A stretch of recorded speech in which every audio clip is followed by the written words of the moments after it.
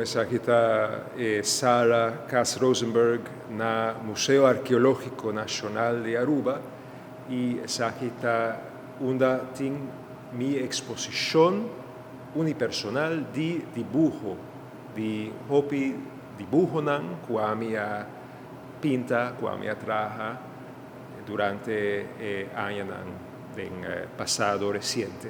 Sí, ya webs 23 anoche entre Shetor y Nuevor, también tiene una apertura para público de exposición aquí que se llama Diario de Viaje, Diario de Sonio. Dime, bon, es una exposición de arte de dibujo nan ku hopi gente kuawak nan tabisami ku está un estilo surrealista.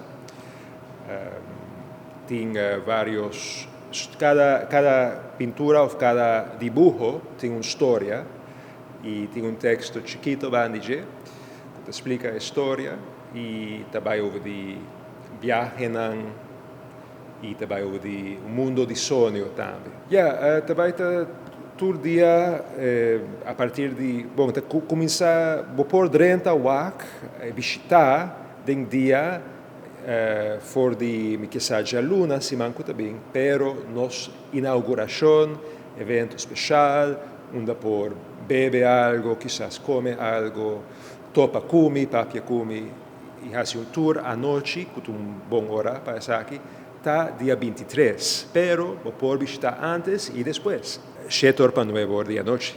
Sí, el pueblo está público, está invitado para aventura aquí, donde en el setup nos crea un laberinto, nos expone dibujo en un style de Doolhof of laberinto, donde tu gente por perder un mes.